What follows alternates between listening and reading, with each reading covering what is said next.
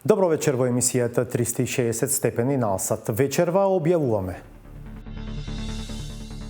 Математика за 8 одделение го чинела буџетот 892 денари без ДДВ, а на слободен пазар е 623 денари. Вие тврдите дека нема разлики, дека по иста цена ги продавате? По истата цена, да. И на МОН и во слободна продажба, на сите учебници.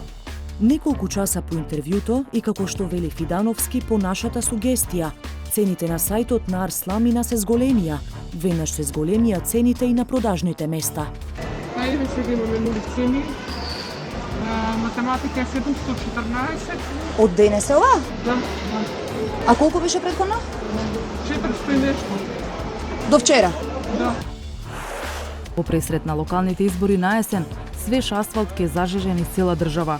Тоа се пари на граѓаните прибрани од даноци. Затоа е важно кој и под какви услови ги гори. Сторија за фирмите што најчесто добиваат тендери во општините Кавадарци, Струга и Куманово. Изјавивте дека главното прашање е патоказот за спроведување на договорот за добро соседство и каде тој ќе биде сместен. Дали тоа значи дека има и други опции поинакви од португалскиот предлог кој што предвидуваше нели оценувањето на спроведувањето на договорот да биде во рамките на процесот за стабилизација и асоциација? Мислам дека има обиди, се разбира, бугарската позиција е дека билатералниот спор треба да се стави во пристапниот процес. Интервју со шефот на дипломатијата. Гледајте не, се враќаме за кратко.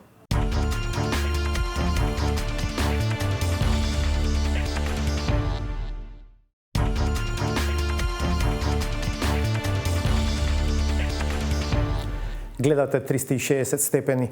Остануваат 3 недели до состанокот на Советот за општи работи на Европската Унија, на кој ако има договор, би требало да се усвои преговарачката рамка и да се одреди датум за одржување на првата меѓувладина конференција на Северна Македонија со ЕУ. Реториката што доаѓа од Бугарија во последните денови како да остава простор за позитивен исход, но формулата што би довела до деблокада се уште не е усогласена. Основа за тековните преговори останува предлогот што го достави актуелниот претседавач со Советот на ЕУ Португалија. Ќе цитирам, изјавивте дека главното прашање е патоказот за спроведување на договорот за добро соседство и каде тој ќе биде сместен. Дали тоа значи дека има и други опции поинакви од португалскиот предлог кој што предвидуваше нели оценувањето на спроведувањето на договорот да биде во рамките на процесот за стабилизација и асоциација? Мислам дека има обиди, се разбира, бугарската позиција е дека која што јавно се искажува веќе толку време е дека билатералниот спор треба да се стави во пристапниот процес. Првично беше во посебно поглавје, 35-то поглавје, како што е Србија-Косово, или пак во меѓувладината комисија како систем за мониторирање на спроведување на копенхашките критериуми, тука да се даде и билатералниот спор. Меѓутоа, ова го прави прашањето веќе поголемо од нас, затоа што наметнува билатерално прашање во сршта на копенхашките критериуми, што никогаш не било дозволено при било кој процес на проширување. Иначе, јас тука не сакам да ја обвинам Бугарија, бидејќи секоја земја членка која што имала некој билатерален процес се обидувала да го искористи европскиот процес. Меѓутоа, земјите членки не дозволиле. Мислам дека португалскиот предлог го става процесот исто така во платформа која што е заснована на консензус, а тоа е процесот на стабилизација и асоциација, процес кој што завршува со завршување на пристапниот процес. Така да тоа е сериозен механизам за европски мониторинг и на овој билатерален процес. Меѓутоа, дали ќе се премине таа линија да влезе во преговарачкиот процес, во меѓувладината комисија, пак ќе кажам, повеќе ми изгледа дека е бреме на земјите членки да го заштитат процесот, отколку само наше да го зачуваме нашиот пристапен процес чист, како што е предвиден за исполнување на копенхашките критериуми. Ова е дел од интервјуто на Владимир Мирчевски со шефот на дипломатијата Бујар Османи исклучиво на оваа тема. Во целост ќе го видите малку подоцна во емисијата.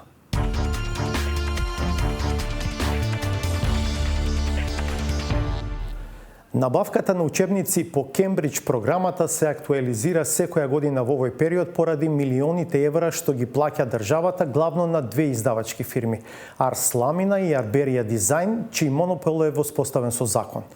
Лани, например, Министерството за образование на двете компании им плати 4,5 милиони евра од вкупно 5,5 за оваа намена. Во ситуација кога има сомнежи дека цените се надувани, Министерството годинава реши да им побара на издавачите да покажат како стигнуваат до цената на учебниците и најде на проблем. Ниту Арс Ламина, ниту Арберија Дизајн, кои повластената позиција ја добија во 2014-та, не доставија договори за авторските права и колку тоа ги чини.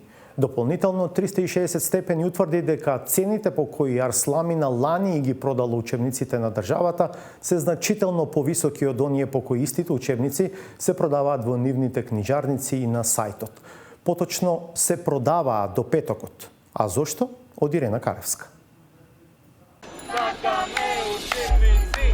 Додека се протестира против најавените дигитални учебници пред вратите на Министерството за образование, зад нив се води битка колку пари ќе ја чинат државата постојните книги за основно и за средно образование. Дел од издавачите, меѓу кои и оние со најголема заработка од учебниците, Арс Ламина и Арберија Дизајн, годинава не почнаа преговори, откако Министерството им побара доказ за авторски права и формула по која ја формираат цената за учебниците. Зошто ние ги бараме овие параметри? За да можеме да стигнеме до некоја позиција од која што ние не смееме да одиме подоле или тие не може да одат погоре. За нашите изданија авторските права ги поседуваме ние, така да сами со себе договор немаме. Секоја година цената на учебниците се договара во преговори меѓу купувачот и продавачот. Апсурдно, најдовме примери дека издавач и продавал книги по речиси двојно повисока цена на државата, отколку што ги продава во книжарница. Не знам, треба да проверам што стои на нашиот сајт. Може да е стар податок. Неколку часа по ова интервју, цените се испеглаа и онлайн и во книжарниците. Учебникот колку е? Еве сега имаме нови цени, последно. А зашто нови? Да не знам, сега ми стигна, не знам.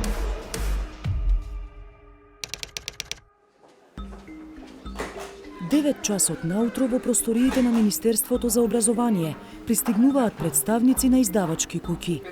Тука се за преговори, бидејќи ова се деновите од годината кога државата купува учебници за основците и средношколците. Лани сметката беше 5,5 милиони евра. За разлика од други набавки во кои за една работа може да се пријават повеќе фирми, тука постапката е поинаква. Секој ги продава само книгите за кои има авторски права, а за кои добиле одобрение од Министерството. За една книга авторски права има само една издавачка куќа. Цената се утврдува буквално како на пазар. Представниците на Министерството се ценкаат со секоја издавачка куќа поединечно, додека не се дојде до заемно прифатлива сума. Но годинава Министерството воведе новина во преговорите. Побара од издавачите да прикажат договори за авторски права и да објаснат како ја формирале цената на учебникот.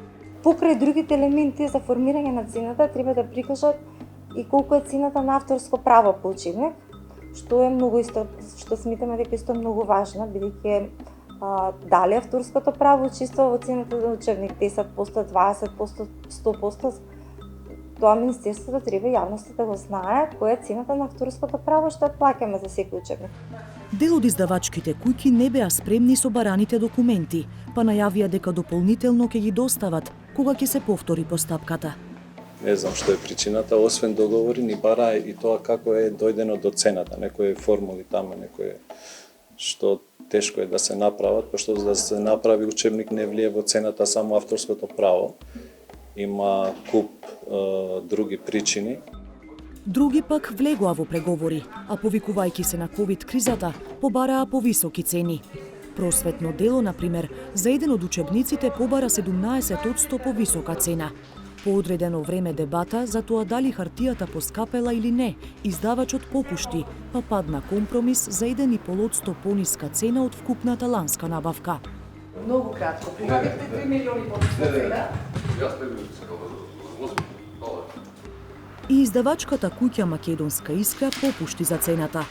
Иако бараа повисоки цени од лани, со МОН најдоа компромис за 2% пониска цена од претходната набавка.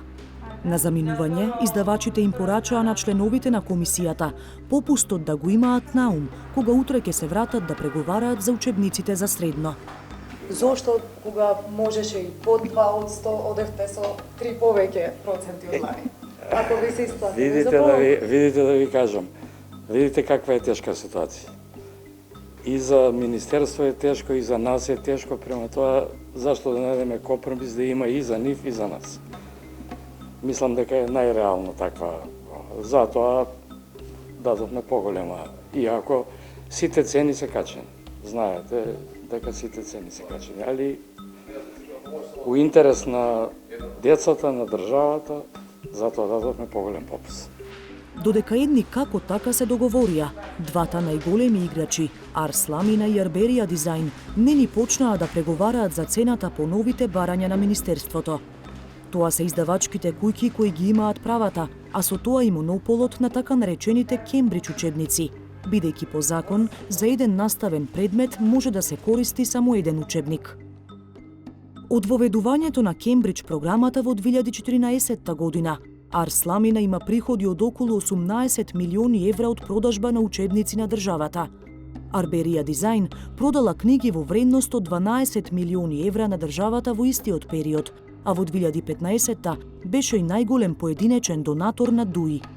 Досега нивните договори за откуп само се обновуваа. Ова е 9-ти кабинет, за прв пат се бара нешто што нема врска со поставката. Понатака ќе се жалите можеби или која процедура? Сигурно, да. Си ги користиме своите законски права.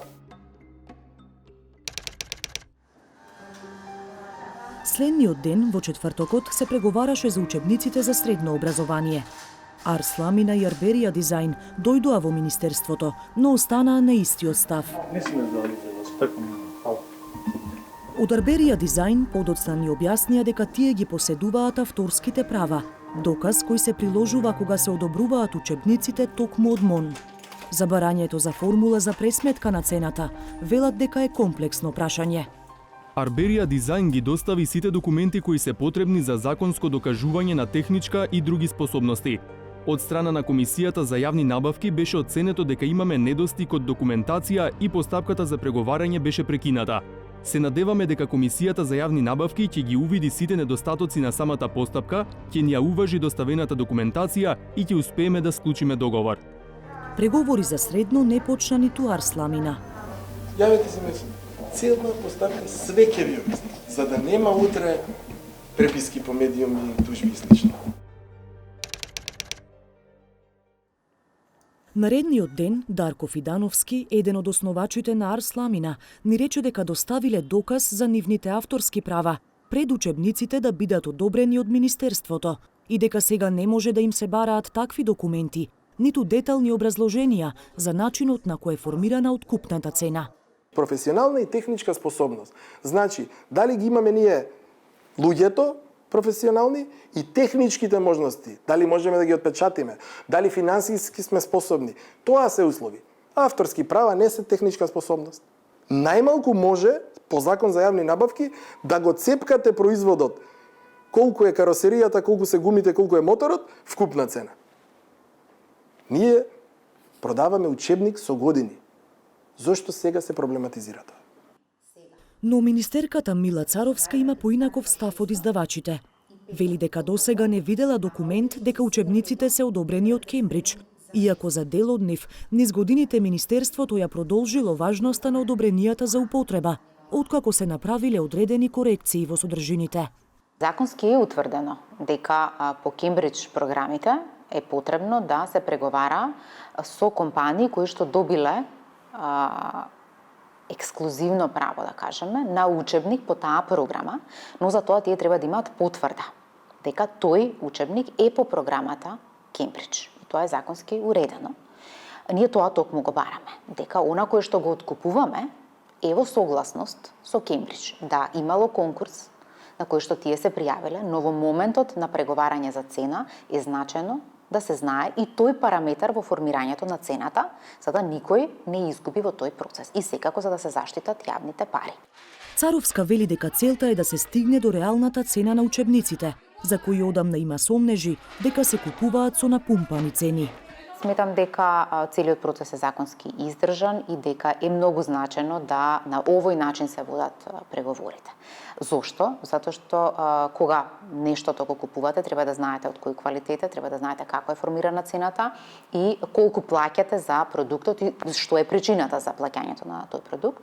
Затоа што она што го видовме е дека цената варира од година во година, иако репроматеријалите, да кажеме, како хартија на домашен пазар паѓаат. Колку се менува цената може да се види од преговорите од минатите години. Например, учебникот по математика за 8 одделение од Арс Сламина во 2016 државата го купила за 712 денари. По уште едно покачување, цената паѓа во 2018 за во 2020 да стигне до речиси 900 денари откупна цена. Учебникот по биологија за 8 одделение од Арберија Дизајн пак во 2016 чинел 712 денари, а лани откупната цена била речиси 1000 денари. Слични се вариациите и кај други учебници и издавачи. Сомнежите дека цените се надувани ги подгрева и друг факт. Дозволено е издавачите да ги продаваат учебниците и во книжарница по цената по која ги откупува Министерството.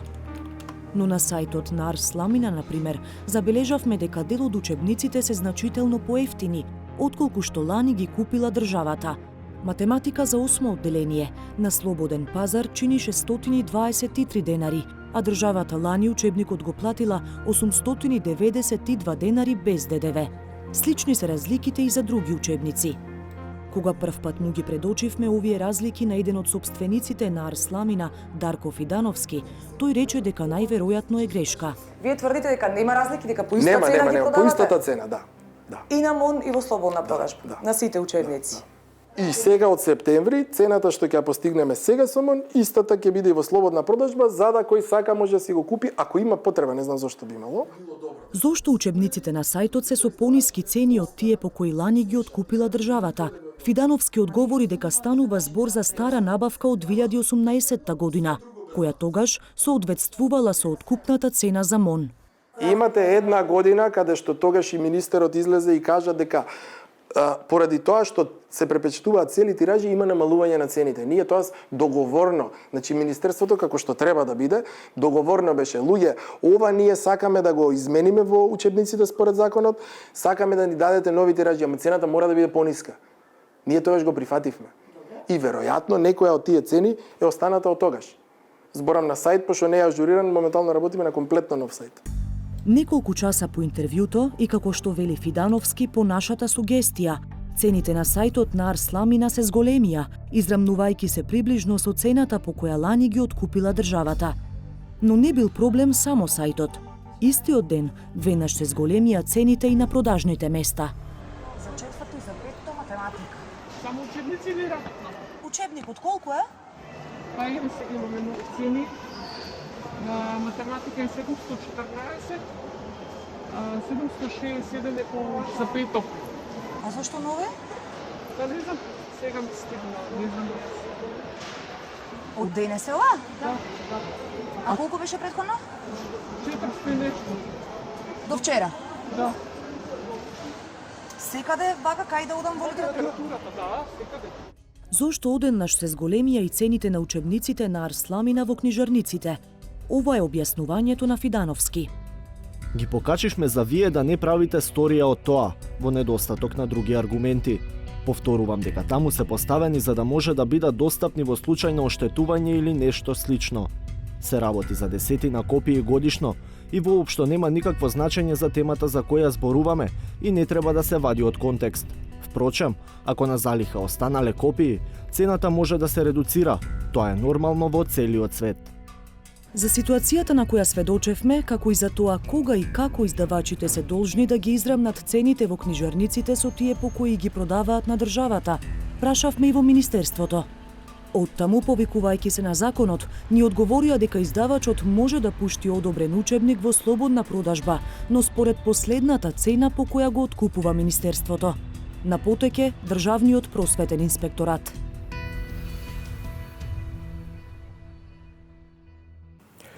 Градежните работи како асфалтирање улици, изградба на водоводни и канализацијски мрежи се ставки на кои општините трошат најмногу пари преку јавни набавки.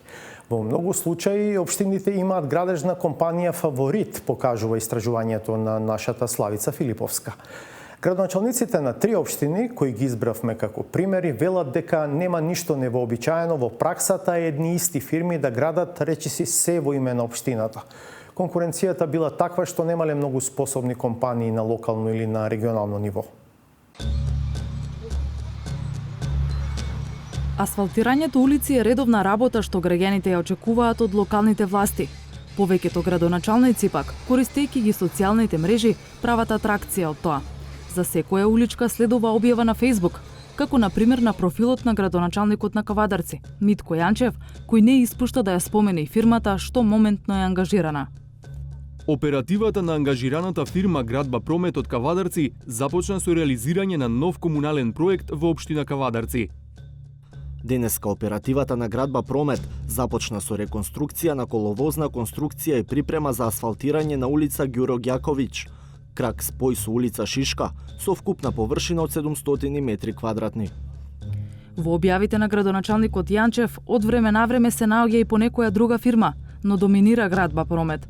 За него, ова е пример за транспарентност и отчетност и ништо повеќе. Ние ги имам дадено комплетно овластувањето на сите раководители на сектори да ги подпишуваат и иницијативите за јавни набавки, и изборот на компанија за јавни набавки, и договорите, и градските ситуации. Нормално не се изземаме од одговорност во таа ситуација, него напротив се изземаме од лична комуникација непотребна со сите компании кои ќе добијат јавен договор за изградба или од било каков тип. Градба Промет е етаблирана градежна компанија од Кавадарци со собствена бетонска база, сепарација и околу 200 вработени. Фирмата е профитабилна, а и со општина Кавадарци има долга соработка. Ако се направи анализа на соработката во последните 6 години, од 2015 до 2020, Градба Промет добила околу 5 милиони и 300 илјади евра од општина Кавадарци за градежни работи. Но ако оваа сума се разгледа по години, очигледно е зголемувањето на износите од година во година. Во 2015 Градба Промет добила тендери во висина од 307.000 евра од општина Кавадарци. Во 2016 таа сума е 330.000 евра. Во годината на локални избори, 2017 Градба Промет добива околу 530.000 евра од општина Кавадарци. Сумата продолжува да расте на 1.190.000 евра во 2018. Во 2019 Градба Промет од општина Кавадарци добива околу 1.892.000 евра. Исклучок од растечкиот тренд е пандемиската 2020. Лани Градба Промет на тендери од општината добила 1.068.000 евра. Градоначалникот Митко Јанчев го прашавме зошто во неговиот мандат Градба Промет станува доминантна фирма во општината за градежни работи. Затоа што тие компании се занимаваат професионално со тие дејности и ги имаат сите потребни ресурси и тоа му е главна дејност. Инаку, можам слободно да ви кажам дека немаме јавна набавка или јавен повик без да учествуваат 8, 10 до 12 компании на јавна набавка. Него имаме континуиран процес на аукција негативна, која што некогаш дури и ние самите се запрашуваме како по толку ниски цени може да добијат фирмите изведба. Меѓутоа, кога поставуваме прашање за сериозност на понудата, тие се потврдуваат, си оставаат банкова гаранција, квалитетот на завршување го пратиме со надзор, интерен и надворешен надзор и лабораторија е вклучено за испитување на материјалите. Еден од четворицата собственици на Градба Промет е Драган Тодоров, кој освен во оваа фирма се јавува како собственик и во Михајлово ДОО Кавадарци, заедно со Кожувчанка, која е во собственост на градоначалникот Јанчев. Тоа значи дека во општина Кавадарци доминантниот добитник на тендери за изградба и одржување на патишта е фирма, чиј собственик има заедничка фирма со градоначалникот. Станува збор за одморалиште. Така е, да. Михајлово ДОО е едно детско одморалиште, една непрофитабилна компанија која што работи во интерес на децата.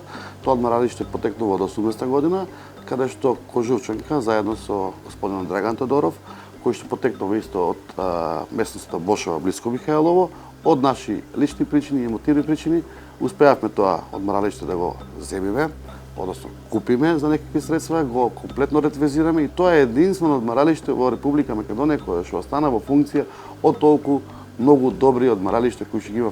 Оправдано е прашањето за судирани интереси. Судирани интереси не ги дам никакви. Градба Промет котира во општина Кавадаци од 2000 година или од 96-та, така да не е измислена фирма од вчера, завчера или со моето доаѓање, мислам дека претходно и повеќе учествуваше во делот на изградбата. Но факт е дека со доаѓањето на вас на чело на општината расте нивното... Не, со доаѓањето на чело на мене на општината расте целокупната комунална изградба. Од градба Промет велат дека со оглед на тоа што се локална фирма, природно е и да учествуваат на тендерските постапки на локалните самоуправи од регионот. Велат дека ресурсите со кои располагаат им овозможуваат да имаат ефтин економски производ и со тоа најповолна понуда.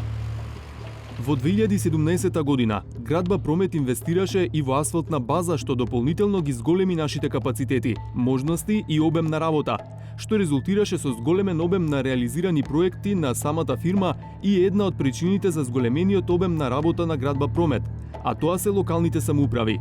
Во однос на прашањето за потенцијалниот судир на интереси на господин Драган Тодоров заедно со господин Митко Јанчев, како косопственици на фирмата Михајлово, сакаме да ви информираме дека тоа е фирма формирана во 2012 година, значи 5 години пред доаѓањето на господин Јанчев на функција градоначалник на општина Кавадарци. Освен Кавадарци, анализиравме уште две големи општини на различни краеви во земјава и со градоначалници од различни политички партии – Куманово и Струга. Фејсбук промоција на секојдневните активности прави и кумановскиот градоначалник Максим Димитриевски. Неговите постови завршуваат на Фејсбук страницата на градежната фирма Кооп Инженеринг. Јас не навлегувам во делот на рекламирањето на приватните фирми. Тоа е нивна работа, веројатно ги рекламираат проектите кои што самите ги изведуваат, а апелирам до сите правни субјекти да учествуваат на јавните набавки. Во општина Куманово условите се исти за сите и подеднакви за сите. Кој ќе ја добие постапката, тоа е веќе одлука на надлежната комисија во секторот за јавни набавки. И буквално јас само добивам информација на квартално и годишно ниво. Колку тоа постапки се отворени, колку се затворени, бидејќи од тоа ми зависи и реализација на годишната програма. Ниту пак имаме одредени фирми кои што сакаме да ги фаворизираме, нити пак ќе продолжиме така да работиме, а кој ќе ја добие постапката за јавни набавки, тоа е веќе предмет на понудата која што самата фирма ја добива. И овде фирмата добива значителни суми од општината, но во овој случај нема праволиниска прогресија како во Кавадарци. Кооп Инженеринг добила тендери во висина од околу 270.000 евра во 2015-та, па 566.000 евра во 2016-та и 1.029.282 евра во 2017-та. Во 2018-та сумата се намалува на околу 646.000 евра, за во 2019-та да порасне на 1.337.730 евра. Лани, Кооп Инженеринг Куманово добила околу 533.000 евра од општинската каса.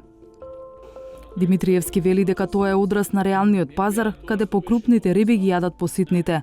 Општината, вели тој, се бори за што пониска понуда, па во изминативе години успееле да направат заштеди. Која фирма и како ќе добие, тука апсолутно ниту општината има можност да дефинира, ниту пак било кој од вработените во општината, бидејќи тоа е принцип на јавно надавање електронско кај што се јавуваат свит. Дали постои можност за взаемно договарање на фирмите кои што учествуваат на тендерите, тоа е веќе друго прашање, но ние буквално немаме никаква надлежност. Имате голем број на јавни набавки, каде што се надпреваруваат взаемно фирмите и всушност многу пати одат и по цената на чинењето на услугата која што ја даваат, само со цел да истиснат едни други од пазарот. Кооп Инженеринг е фирма со околу 30 вработени. Кога го посетивме Куманово, нивната механизација работеше непосредно до општинската зграда. Зошто толку се интересираат за општинските тендери, иако побаравме став, не ни испратија.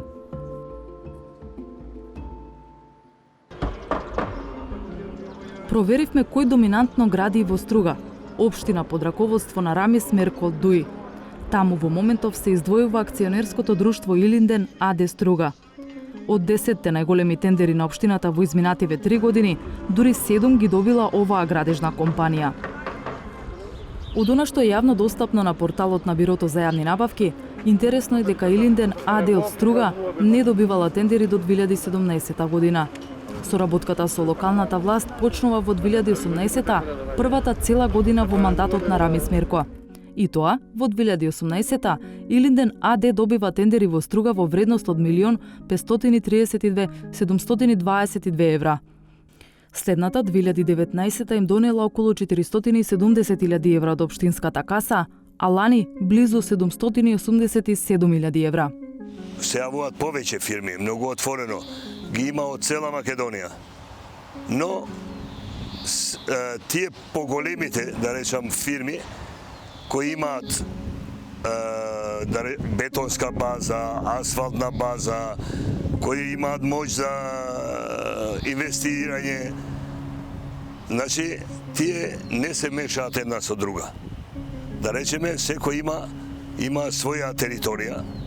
Ретко се дешава да се пријави подалечна фирма во Струга.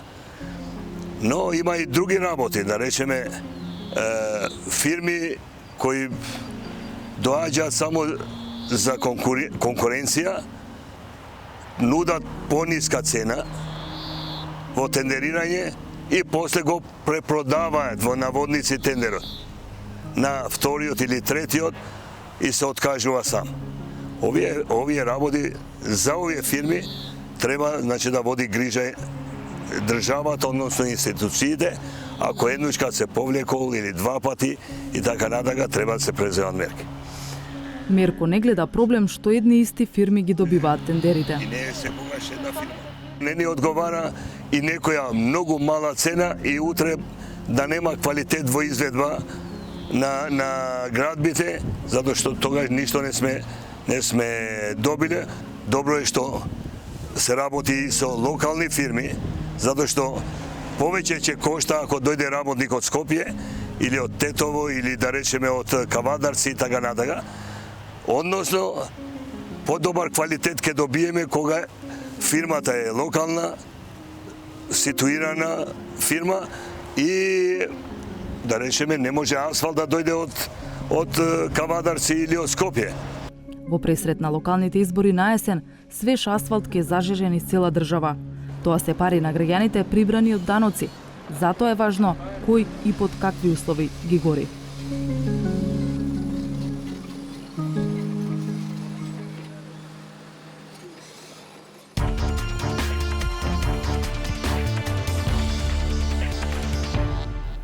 Обидите за откочување на пристапниот процес на Северна Македонија кон Европската Унија се темата на краткото интервју на Владимир Мирчевски со министерот за надворешни работи Бујар Османи, кој го најавивме на почетокот на емисијата. Да го видиме. Министер Османи го придружувавте председателот Стево Пендаровски во Рим, заедничкото патување со бугарскиот председател Румен Радев. Како би ја сумирале, оцениле оваа мисија, да ја наречеме, може би намекнување на бугарската страна, за обид да се направи пробив, деблокада на македонските евроинтеграции во јуни? Повеќе како важен исчекор во создавање доверба и во нормализација на комуникацијата помеѓу двете страни, која што очигледно беше многу влошена во текот на изборите таму и во тој период претходно, така да ова беше имаше и символика, меѓутоа имаше и суштина на таа средба, затоа што можеше отворено да се разговара за сите прашања и евентуално за начин за надминување на блокадата. Значи, освен во делот на разговорите, каде што самите велите дека беше добро за да се разбие таа ситуација, имаше нешто друго кој што може да се нарече поопипливо, посуштинско? Видете, очигледно дека единствено председателот на Бугарија има целосен политички мандат.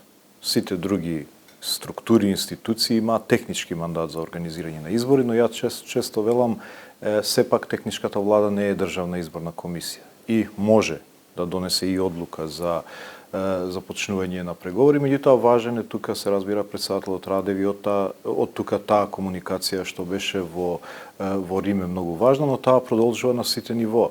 Имаше комуникација меѓу премиерите, разменувавме одредени документи со министерот за надворешни работи, очекуваме во наредните денови да имаме и средба на ниво на премиери и министри и евентуално тука да се договори една динамика за искористување на овие колку 20 дена или помалку за да се најде решение. Каков тип на динамика бидејќи најавите средби на премиерско и на министерско ниво во смисла на доаѓање до некакво решение, доаѓање до некакво, да кажеме, некаков документ кој што може понатаму да дојде да донесе пробив во разговор? До сега на маса единствено е португалскиот предлог, кој што ние го проценивме како добра основа која што ги адресира сензитивностите на сите три страни, на нашата, бугарската и на земите членки кои што имаат важен влог во овој процес, и тоа е всушност нивни процес, проширувањето, и каде што централна тема е, се разбира, патоказот кој што треба да создаде една предвидливост во имплементација на договорот за добрососедство. Значи, тука би се одвивале тие разговори, португалскиот предлог, патоказот, позицијата на патоказот во рамки на самиот процес. Дали предлогот на португалското претседателство, од кој што почна да се придвижуваат работите, се уште останува добар предлог, и бидејќи бугарската страна официјално не го отфрли, ние рековме дека е позитивен. Да, имаше одредени обиди за амандмани во меѓувреме на португалскиот предлог за да се стават позициите на Бугарија. Нема прифатено некои амандмани на тој предлог, па ниту предлогот се уште не е конечно решение, меѓутоа сите тие разговори даваат една рамка каде се насочува дебатата. Дебатата се насочува во создавање предвидливост во имплементација на договорот. Што значи дека во овој период ние не може да очекуваме дека ќе имаме решение од кои што произлегува од Комисијата за историски прашања или пак решенија за темите кои што не се ги оптоваруваат нашите односи толку години, туку повеќе создавање на процес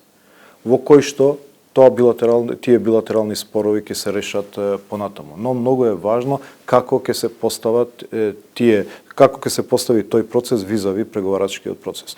Затоа реков и вчера дека ако процесот на проширување е најуспешната политика на Европската Унија, тоа е сериозен влог на земите членки кои што нема да дозволат ниту заради нас, ниту заради Бугарија да се помести тој процес или да се рушат принципите. Бидејќи проширувањето имало вакви тешкоти не само со нас, и во големите бранови на проширување, меѓутоа принципите биле тие кои што го чувале процесот и го направиле успешен. Така да колку што сме ние заинтересирани каде ќе биде ставен тој процес, толку се заинтересирани и другите земји членки, бидејќи тоа што ќе се постави како преседан сега ќе важи и за другите кандидати, а имајќи предвид како на Балканот има толку многу билатерални прашања, сметам дека влегуваме во еден сериозен проблем на проширувањето. Така да, ќе видиме и по однос на исто така и содржината на патоказот е многу важна и позицијата на патоказот визави процесот на проширување. Тие детали треба да ги се обидеме, да ги разговараме во овие 20 дена и тука да се запазат тие сензитивности, како што реков, на сите три страни во процесот. Ќе цитирам, изјавивте дека главното прашање е патоказот за спроведување на договорот за добрососедство и каде тој ќе биде сместен. Дали тоа значи дека има и други опции поинакви од португалскиот предлог кој што предвидуваше нели оценувањето на спроведувањето на договорот да биде во рамките на процесот за стабилизација и асоциација? Па мислам дека има обиди, се разбира, бугарската позиција е дека која што јавно се искажува веќе толку време е дека билатералниот спор треба да се стави во пристапниот процес. Првично беше во посебно поглавје, 35-то поглавје, како што е Србија, Косово, или пак во меѓувладината комисија како систем за мониторирање на спроведување на копенхашките критериуми, тука да се даде и билатералниот спор. Меѓутоа, ова го прави прашањето веќе поголемо од нас, затоа што наметнува билатерално прашање во сршта на копенхашките критериуми, што никогаш не било дозволено при било кој процес на проширување. Иначе, јас тука не сакам да ја обвинам Бугарија, бидејќи секоја земја членка која што имала некој билатерален процес се обидувала да го искористи европскиот процес. Меѓутоа, земите членки не дозволиле. Па дури и во 2004, и во 2007, и во другите бранови на проширување, секојаш имало земји членки кои што на соседите се обиделе, со соседите се обиделе да ги решаваат билатералните прашања преку пристапниот процес, но Унијата ги зачувала принципите до сега. И од тука таа дебата е трилатерална. И Бугарија е земја членка, се разбира, меѓутоа Бугарија е страна во спорот и затоа тука ја спомнувам и третата страна, а тоа е земјите членки на Европската унија кои што мора да ги заштитат принципите на процесот на проширување како една од најуспешните политики на Унијата во историјата. Но тоа се прашањата, тие треба да ги разговараме. Јас мислам дека португалскиот предлог го става процесот исто така во платформа која што е заснована на консензус, а тоа е процесот на стабилизација и асоциација, процес кој што завршува со завршување на пристапниот процес, бидејќи договорот за стабилизација и асоциација завршува на денот кога ќе го подпишете договорот за членство. Така да и исто така одлуките таму се носат со консензус, ние сме дел од тој процес, тие состаноци се одржуваат годишно и комитетите и Советот за стабилизација и асоциација кои што го раководат високиот представник од една страна и министерот за надворешни работи од друга страна, така да тоа е сериозен механизам за европски мониторинг и на овој билатерален процес. Меѓутоа дали ќе се премине таа линија да влезе во преговарачкиот процес, во меѓувладината комисија, пак ќе кажам, повеќе ми изгледа дека е бреме на земјите членки да го заштитат процесот, отколку само наше да го зачуваме нашиот пристапен процес чист, како што е предвиден за исполнување на копенхашките критериуми. Ако на скала од 1 до 5 би требало да ги оцените можностите за пробив во јуни, за македонските евроинтеграции, мислејќи дека со број 5 ќе биде оцената усвојувањето на преговарачката рамка и одржувањето на првата меѓувладина конференција, а со 1 би било одржувањето на ова сега статус-кво. Според вас, какви се прогнозите? Ќе бидам по-директен. Мислам дека од 3 фактори ќе зависи исходот. Колку има политички мандат во Бугарија да се донесе оваа одлука пред изборите, каде би бил патоказот, дали би имало договор помеѓу трите страни за позицијата на патоказот и дали би имало договор за содржината на патоказот. Значи, тоа се тие 3 фактори кои што јас сметам дека се суштински да го определат исходот. Тоа што е важно е дека ние сме спремни да утврдиме патоказ за имплементација на договор, бидејќи договорот го сметаме како многу важен и не бегаме од обврските кои што ги наметнува договорот. Значи, сакаме и билатерално да го решиме оваа прашање. Се разбира и EU мониторингот може да помогне во создавање доверба кај Бугарија дека договорот ќе се имплементира, меѓутоа сепак тие прашања кои што ги спомнав се многу важни за самиот процес на проширување, отколку само за нашите односи и нашата европска перспектива. Избегнувате оценка да дадете за прогнозата? Значи, прво што можам да кажам? Дека во сите земји членки има едно сериозно разбирање дека процесот е во критична точка. Стига до критична точка во регионот, во однос на кредибилитетот и во однос на една точка на прекршување која што сметам дека после тешко ќе може да се врати на почетна позиција. И тој аларм го гледам во сите земји членки. Значи еден обид за разлика од порано кога повеќе се ставаше тежина на председателството да го реши, секоја земја членка гледам дека се обидува да го спаси процесот, буквално да го спаси процесот, бидејќи се плашам дека не само за нас, за целиот регион стига до критична точка на доверба. Второ, гледам една коректност во Република Бугарија, една нормализација на реториката, на односот во Република Бугарија, што дава надеж и една сериозна посветеност која што пак е конзистентна од наша страна за да влеземе во овие разговори за да најдеме решение. Меѓутоа овие 3 прашања што ги спомнав, па од друга страна не ми даваат за право да ги подигнам очекувањата на граѓаните за да не се разочараат. Така да ќе оставам на средина. Има можност, има простор. Нашиот пристап ставаме сите карти за јуни, меѓутоа тие 3 прашања сепак ќе бидат детерминирачки за исходот. Благодарам. Благодарам на вас. По интервјуто на Мирчевски со Османи ќе одиме на уште една пауза по која ќе видиме саботажата.